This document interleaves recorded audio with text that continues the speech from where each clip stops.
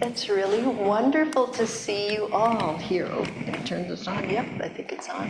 Can everybody hear me okay online? I'll try to speak up here. Okay, get my head in there. Okay.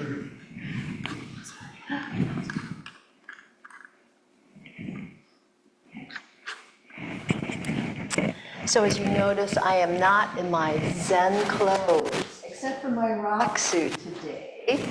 I am in a Hawaiian dress. And so you're going to get some hula at the end of this, of course, right? Of course. So I'm going to begin with a koan. This is from Shishin Wick Roshi's Book of Equanimity, Case 20. Attention! Master Jizo asked Hogen, "Where have you come from?" "I pilgrimage aimlessly," replied Hogen. "What is the matter of your pilgrimage?" asked Jizo. "I don't know," replied Hogen. "Not knowing is the most intimate," remarked Jizo. At that, Hogen experienced great enlightenment.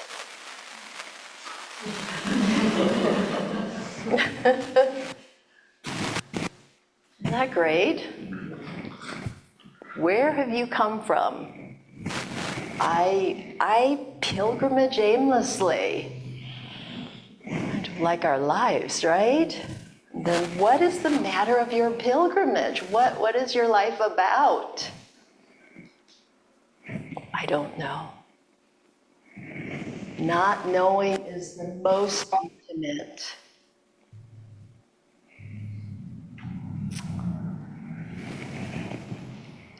So, Jizo was a teacher during the golden age of Zen, and the golden age of Zen happened when there was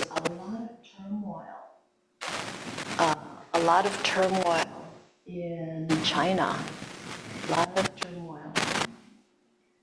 And Hogen became the founder of the Hogen School.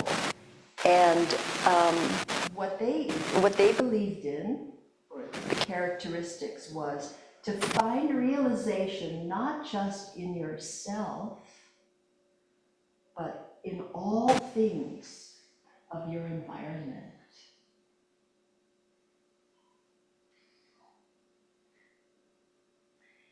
And then Shishin Wick says, when all things in the universe manifest as the absolute, it leads to realization.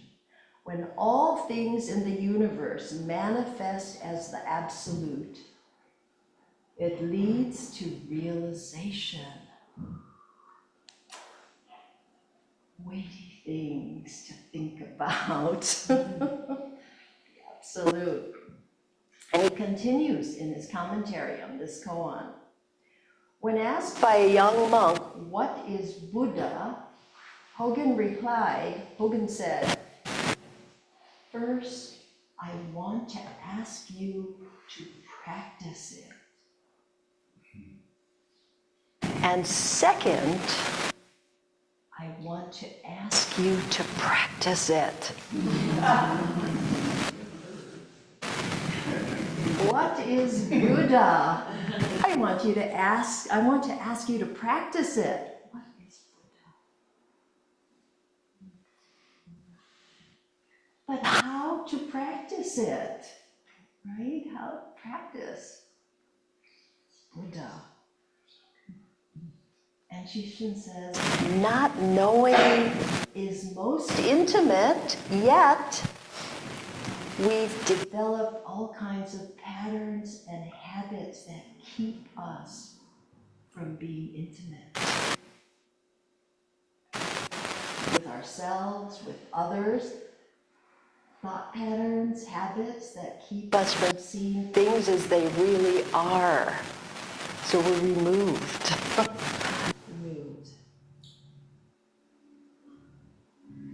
Yeah, so much is we're on automatic, right? We don't even think about it. We don't even know what our habits are or our...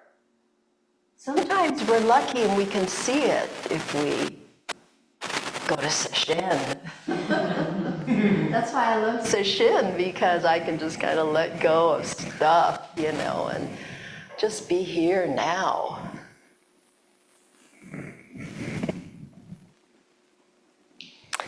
Yeah, our habitual ways of thinking are very slippery to see. I only catch glimpses myself, and then I go, oh my God. Oh my God. So my Zen students and I have been working with Opening to Oneness, Nancy Mujo Baker's book. We've been just getting in there, really working hard on it, opening to oneness, right? About the Zen precepts. And the Zen precepts are ethical guidelines of life, of living our life.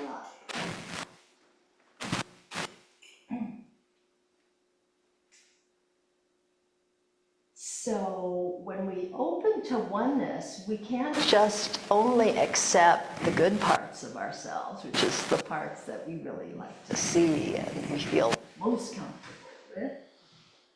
But we gotta open to the unexamined parts of our lives, the dark parts of our lives, the killer, the the thief, the liar, the gossiper. We have to open to these parts of our lives too to see the whole picture. And the thing is, can we open to it with some curiosity instead of judgment? Right? We're really good at judging. I can say that for me, I'm really good at judging. All of that stuff, that's me, all right? So I'm working on that so that I can go, wow, this feeling of shame is just so overpowering. What's that about? That's interesting. Right?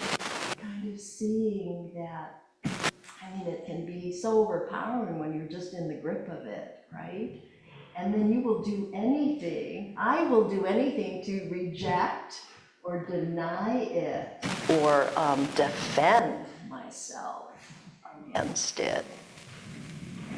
Like, I gotta tell this story of what happened to the last session. We have all kinds of fun in session. Yeah, we're being quiet, but there are things that happen in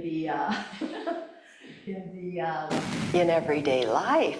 Like, we've got a great practice of eating oryoki, right? We eat with 3 bowls. It's very kind of a stylized ritual kind of way of eating. It's very contained.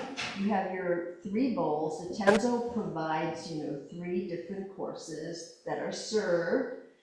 And there's a whole thing about, opening the bowls, and there's a cute little bag with your utensils in it. And we eat quietly. There's no unnecessary talking in session because you really want to focus inward. You don't want to distract yourself or others. Already there's so many distractions going on. So anyway, I don't know, this is about the 3rd or 4th day of sesshin, right? And you open the bowls, you got a wiping cloth, because you wash your bowls after you're done as well. It's really quite efficient, actually, and it saves tons of dishwashing, right, after. And there's a napkin, and I've been doing this a long time, okay? Oryoki bowls, I've been doing a long time. So anyway,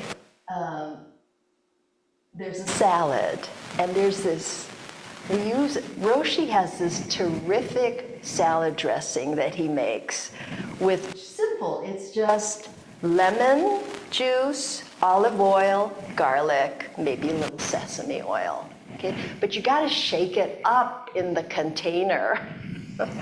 So anyway, I think it might have been dinner or something. I'm not totally sure. So there was the you can kind of, I motioned to An because it was near him to pass the salad dressing container, right? So I could put it on, and I checked because it's got a little flip top that you got to have on, good, or else. And I checked it.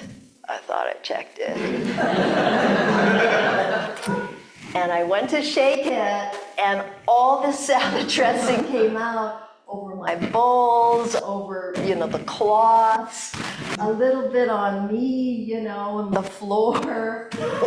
And my immediate thought was, why didn't An close this I was breaking a Zen precept right there of elevating yourself by blaming others. That's a Zen precept. I totally broke that. I didn't say anything, I thought it though. But yet I was the one. I checked it, but I didn't check it good. What we would say in Hawaiian is kapulu. Kapulu is kind of lazy and not really being on the spot there, just, checking it good. So, I broke like 5 precepts right there. Thinking about An and the salad dressing, and here it is a total mess. I had to go wash the cloth afterwards. It was, and it wasn't even An's fault because he doesn't use salad dressing.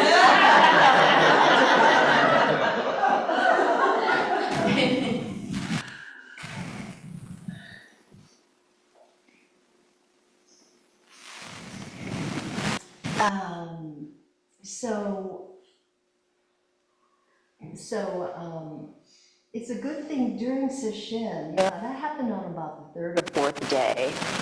And so I was writing up my talk for the next day, and I was just cracking up, just looking at myself and what happened there. Just having this sense of humor about the whole thing, right? And so what is this pride and what is this wanting to look good all about? Right? What's going on here? And I could see it was all about pride. And how quick I wanted to defend myself instead of just be, okay, here it is, salad dressing all over me. Sorry to interrupt. The sound is not so good online. So. See, I have this on even, and is this working? I have this on, but that should work too. That's making a lot of noise. It's not working so well. Okay, all right, this doesn't. Okay, sorry about that. So Carlene posted this wonderful part of an essay on Circle. It's an essay by Padraig Otuma. He's the poet person for On Being. And I'm going to read this part of the essay that she posted. So let us pick up the stones over which we stumble, friends, and build altars. Let us listen to the sound of breath in our bodies. Let us listen to the sounds of our own voices, of our own names, of our own fears. Let us name the harsh light and soft darkness that surround us. Let's claw ourselves out from the graves we've dug. Let's lick the earth from our fingers. Let us look up and out and around. The world is big and wide and wild and wonderful and wicked and our lives are murky, magnificent, malleable, and full of meaning. Oremus, let us pray. Isn't that beautiful? And Hawaiians, they build these altars out of stones, the lava from the earth. So these little or big foibles that we have are like these stones. And what a beautiful image to actually honor these mistakes that we make in life. That's who we are, too. We're not perfect. We are whole, and we include all kinds of mistakes, as well as all kinds of goodness, our natural goodness, Buddha nature, our Buddha-ness.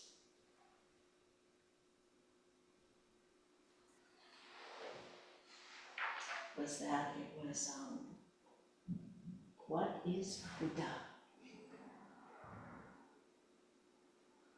First, I want to ask you to practice it. Second, I want to ask you to practice it.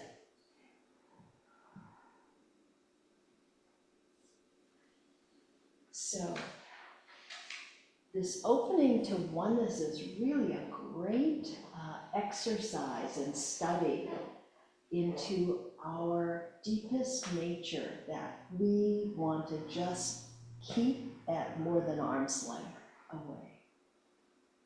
Can we befriend that? And that is compassion. We are practicing compassion.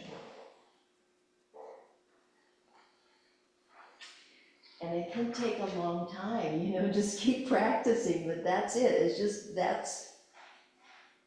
just keep practicing. Shishin says, when we think we know all the answers, we feel safe. I thought I knew all the answers about orioke. But life is not safe. Life is not safe. We're all going to die. Life is a journey into the unknown. And by honoring this not knowing, instead of fighting it, we can discover new possibility in the midst of our problems, which is exciting and takes courage and takes patience and takes compassion. Love, basically, love. That's what we're practicing here in our island of coherence, our community. We're all practicing together some sanity.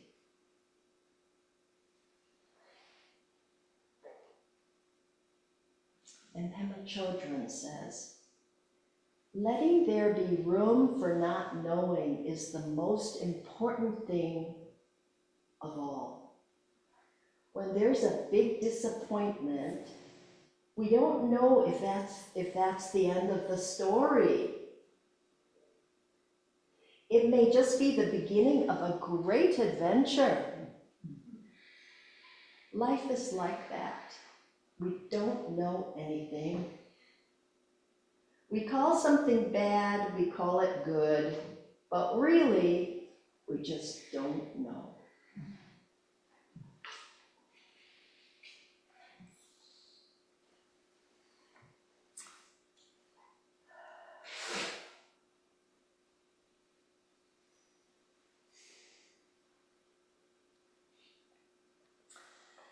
So, Shishin continues, he's got a really great introduction to his book on equanimity, Book of Equanimity, and he says, in daily life, there are three worlds that we transmigrate moment to moment.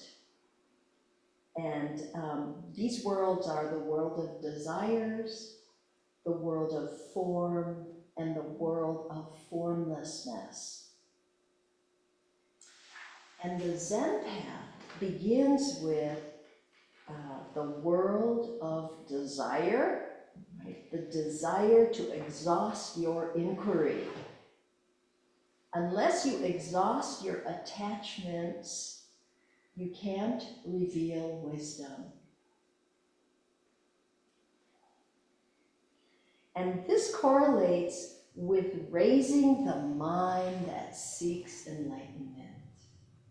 Raising the mind of enlightenment. In the world of form, you exhaust the attachments of your mind. And this correlates with cultivating the concentration of samadhi, what we're doing on the cushion. And in the world of formlessness, there's not one thing to exhaust or hold on to. This correlates with experiencing the illumination of wisdom.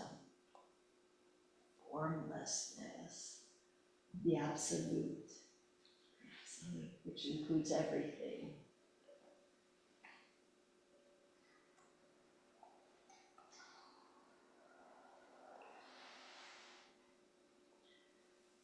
And he continues, impermanence is an important teaching of the Buddha.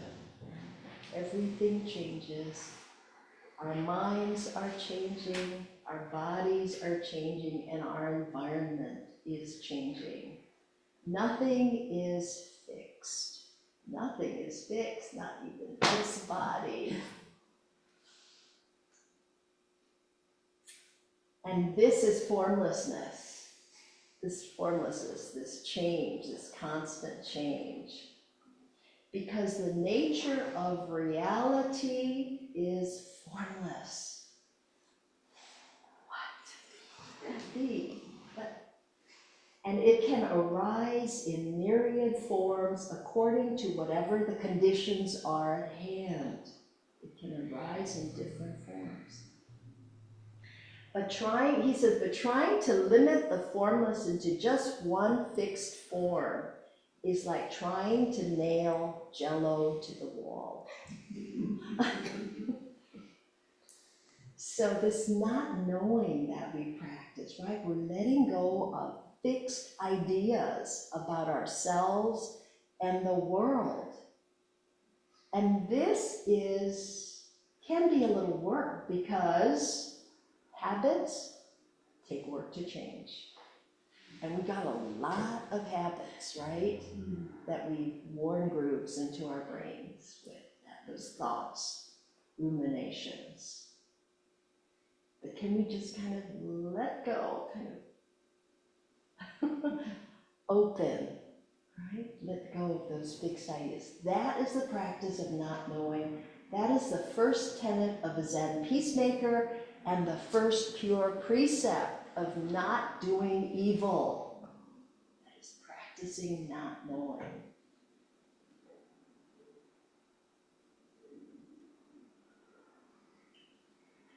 So this idea of separation, right, and which we've also been studying in this opening to oneness, right? As long as you create separation, you're creating something outside yourself. As soon as you start pointing the finger and on is totally separate from me, I am creating evil right there. I'm blaming.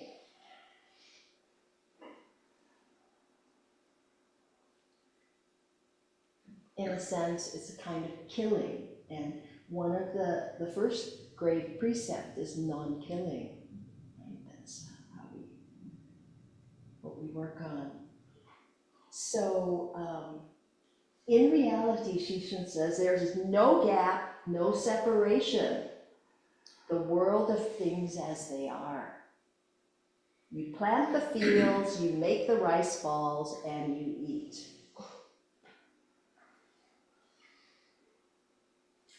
And then that reminds me of Dogen Zenji's famous quote from his Genjo Koan, which can mean to completely manifest the heart of the matter. So his Genjo Koan, you all know this, I'm sure, to study the Buddha way is to study the self. To study the self is to forget the self. We've been studying the self hard and opening to oneness and trying to see what's going on over here. To forget the self is to be actualized by myriad things. I've also heard it translated as by 10,000 things, right? When actualized by myriad things, your body and mind, as well as the bodies and minds of others, drop away. When actualized by the 10,000 things, your body and mind drop away. No trace of realization remains. And this no trace continues endlessly. Wow, after I got this realization and then it doesn't remain. And that continues endlessly. Isn't that fantastic? I love it.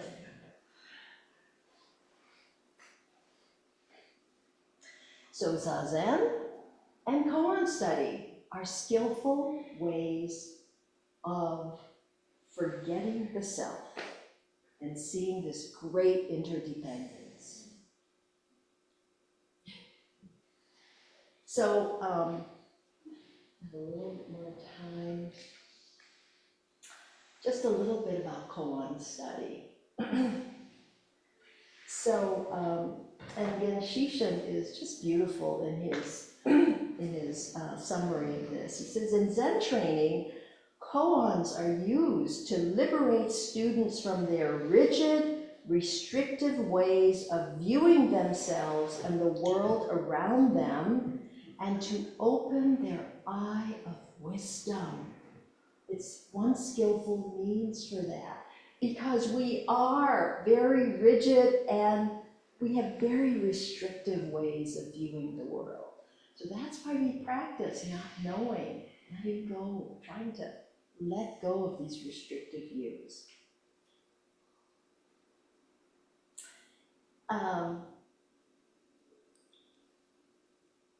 Any lawyers here? Because he has a great analogy for lawyers.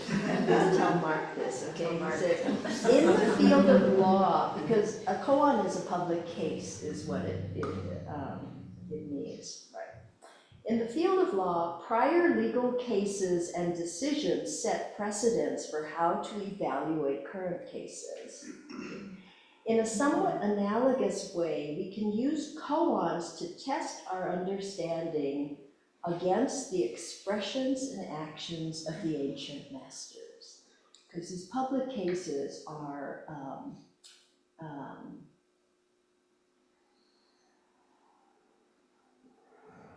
interactions of Zen masters with their students, and the students in that interaction becomes awakened and light.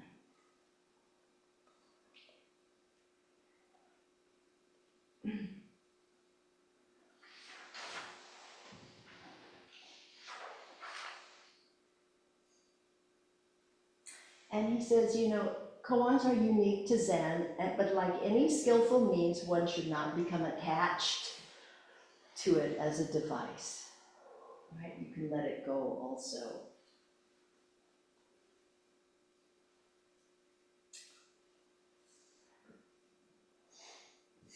So he says, what is the purpose of koans?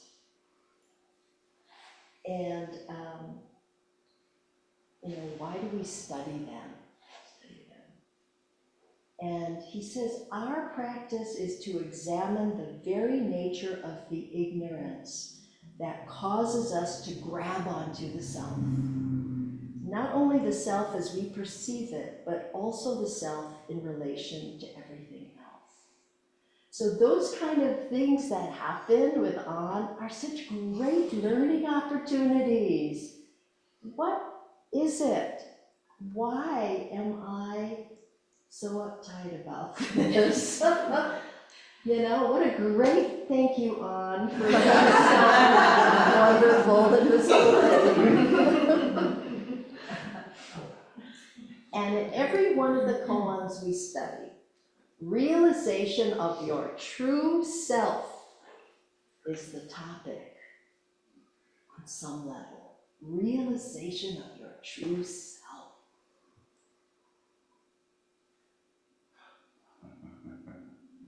Yeah, what is that true self of mine? Yes, we have to keep at it, you know, we have to keep at it. And then forget. And then forget. Yes. And he talks about patience and examples. Einstein was once asked about his creativity, and he touched upon the subject of patience. He said, the search may take years of groping in the dark. Hence, the ability to hold on to a problem for a long time and not be destroyed by repeated failure is necessary for any serious researcher, right? And the same is true for koan study. And he says, every one of the koans have to be part of your life experience. Otherwise, they are just dead pieces of literature. So you have to make each your own experience. He also talked about Gandhi. When Gandhi was forming his political strategy in India, all of his lieutenants would express their opinions to him, and then he would retire and do meditation and clearing, right? He's got all the information, now letting it go.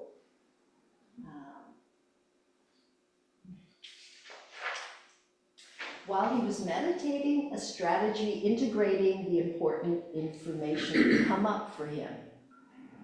So by emptying himself of thoughts, the answer arose.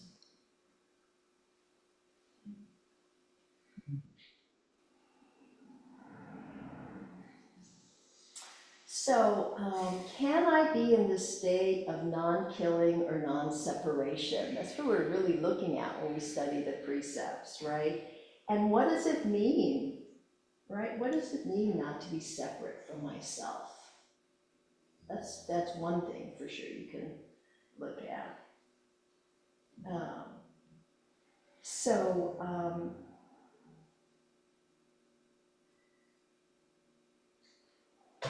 I think one great practice is just being yourself.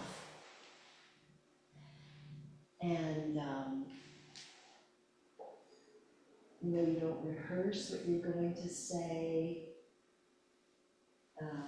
You don't have to be an idea of yourself. You don't have to be self-conscious.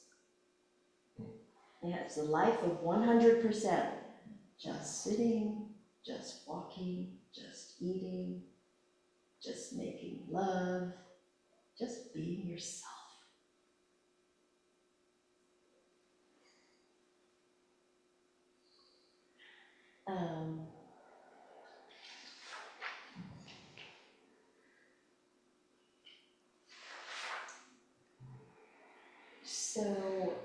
Let's see, there's in non-killing, that precept, Dogen has a quote there that we use, and Dogen says, life is non-killing. The seed of the Buddha grows continuously. Maintain the wisdom life of Buddha and do not kill. Maintain the wisdom life of Buddha and do not kill. So what is life, right? What is life? It's everything. Nothing is excluded. Even the killer. I'll be right there.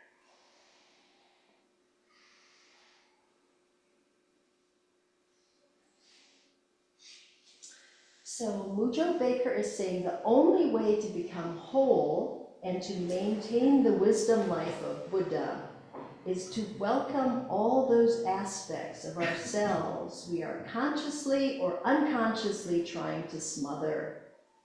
To welcome all fear, anger, greed, hatred, and all possible negative emotions, sensations, and thoughts, gasping for breath in us, and to do so with curiosity and compassion is to be surprised by freedom, space, love, transformation, and life.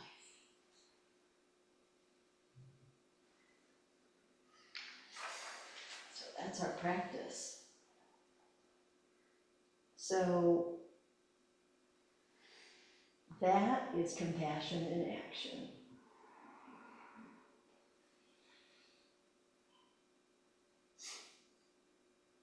Building an altar with these stones that we stumble over.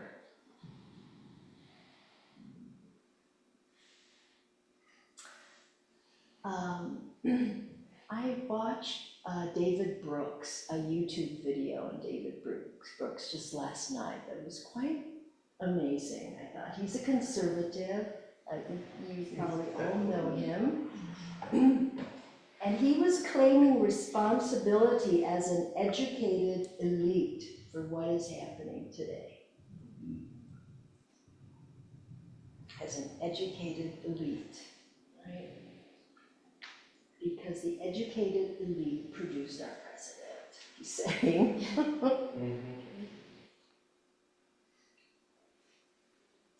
So you have to watch it. It's really, really great. But he said, they're destroying the social fabric, moral fabric, and institutional fabric. And he asks, how do we come back?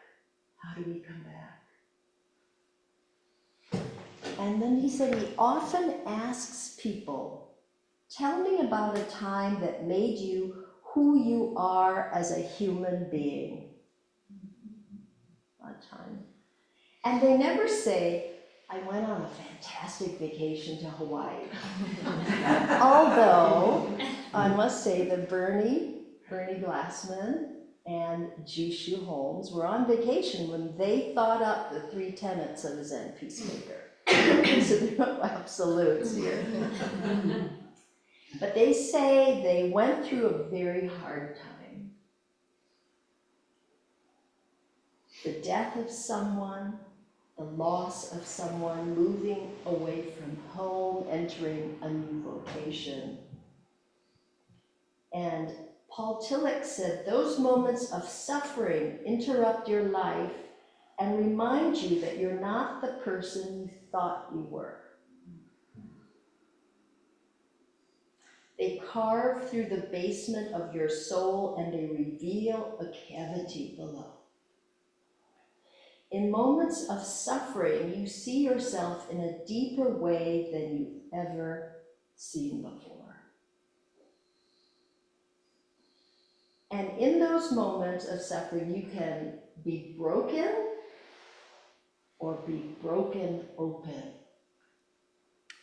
And you can decide which can happen to you. And I thought that was a beautiful way, really, of opening, right, to suffering. Really opening instead of pushing it away. And I think that's important to work through and heal.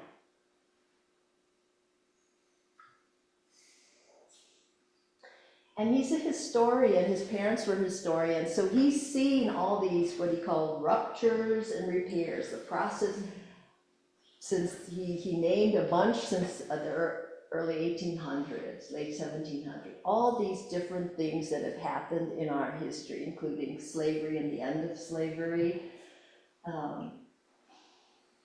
So he says, societies and cultures in crisis figure it out.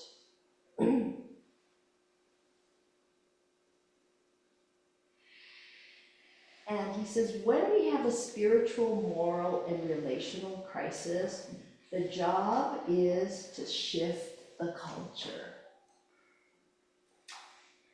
And he says we are moving from a hyper-individualistic culture toward a communal culture. This culture change is about a shifting of the heart. It's about providing new answers to the question, how should I live my life?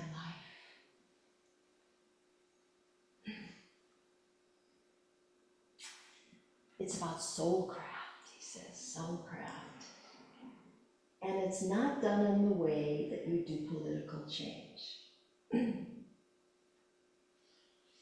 Culture change says when a creative minority find a better way to live than the rest of us copy. And I think this whole mindfulness movement is really a really wonderful way to live. So we're creating, I think, the way we do zazen, mindfulness, is creating a change of heart here and a closening of our bonds as community, an opening of the heart.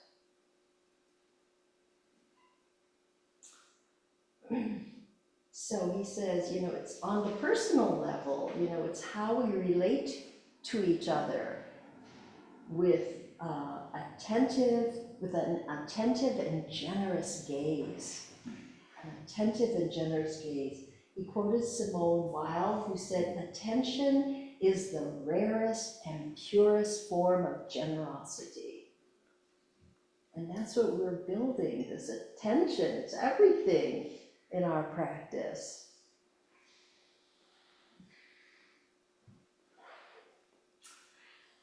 And he also said he was in a bar and he was scrolling Twitter, and he saw a thing by James Baldwin. And James Baldwin said, and he recognizes how we treated James Baldwin and people like him. And James Baldwin said, there isn't as much humanity as one would like, but there's enough. What you have to remember is that when you walk down the street, every person you meet, you could be that person. You could be that monster. You could be that saint. And in Buddhism, we are, right? We are so interrelated. And what came to mind when he saw that Twitter feed was defiant humanism. Defiant humanism. And this final thing he said, in harsh and brutal times, we're called upon to see each other in the fullest, deepest, and most respectful way that God imagined we would want to be seen. That most respectful way of viewing each other is what the Hawaiians call kapu aloha. Right? This deep, compassionate way of relating to yourself and to the world around you, even if you disagree. I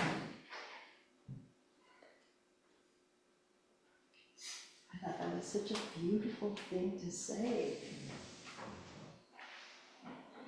And so, to close my talk, I could ask for questions first, but I think we're going to just do a dance first, and then we'll have some discussion, all right? We're going to go into our bodies now, our minds, and Melanie and I are going to do a dance for the snow goddess of Mauna Kea. Her name is Poliahu. Poli means the heart, Ahu means altar. Her name means altar of the heart, and she is also the deity of compassion.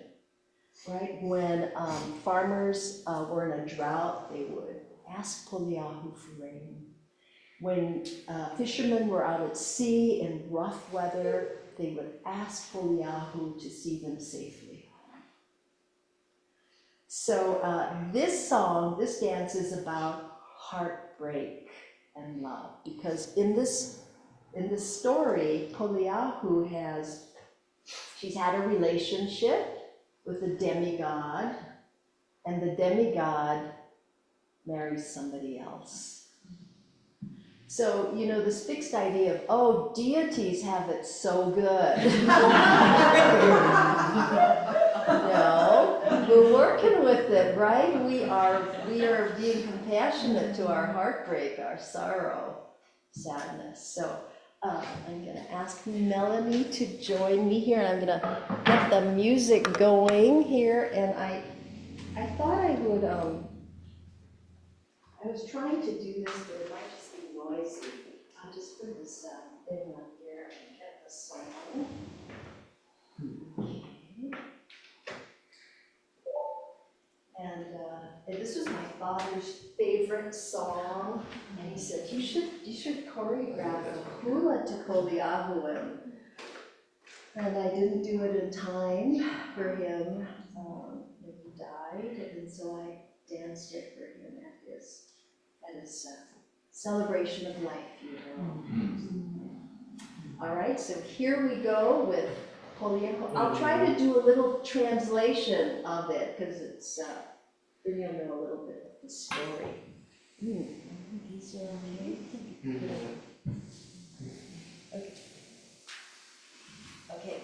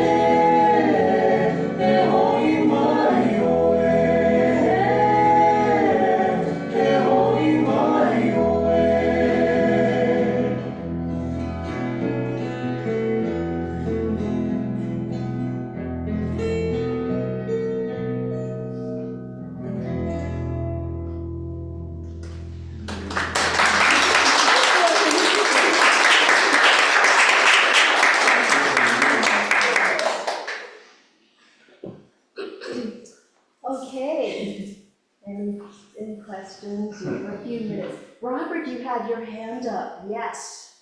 Well, you kind of answered it, but it just occurred to me as you were talking earlier on that we can't do this alone. That's why we sit together, and that's why we have this great community that supports us, absolutely. It's, Yeah, I just think that's for our culture a big hurdle for us to go over. right. But it's happening. I ran into a neighbor the other day.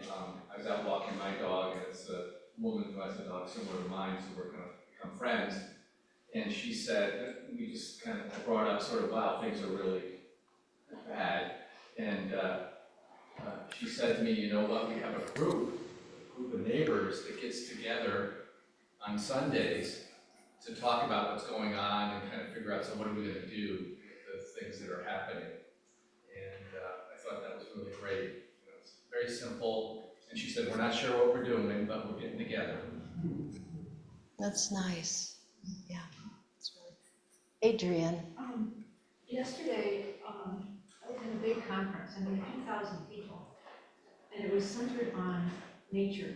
It was stewards, land healers, scientists, including climate scientists,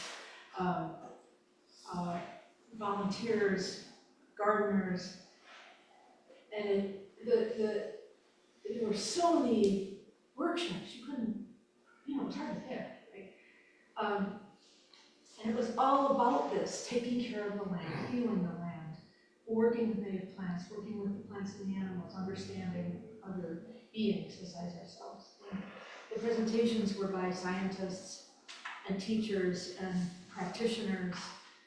And it's something that this community that I'm part of all look forward to. And yesterday, it was pretty subdued. People are losing their funding. They're having trouble carrying the programs on. That might involve teaching children or something else. And yet we carried on. People stood up. They talked about the good work that they are doing. They shared how you in your own place of work and volunteering and care could use what they had learned, and we exchanged information and we talked with each other. And it was interesting, it was kind of somber in a way, but yet there was this feeling of community, and there was this feeling of people no one's quitting, we're gonna keep doing what we're doing, we're gonna keep sharing and learning and helping and healing and one way or another. Defiant humanism. Yeah, exactly. That's why you said it. It was like, this is what we're doing. But it goes beyond that, because it's not just about the humans. Right. Well, It's about how are we restoring this river so that the beavers and the otters and the eagles and the kingfishers and the Blanding's turtles and how can they survive? Right. Thank you.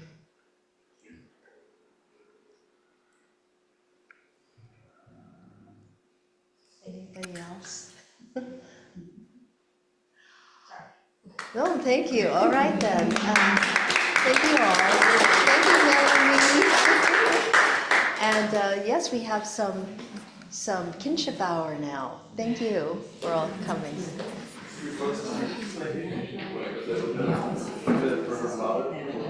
Yeah, she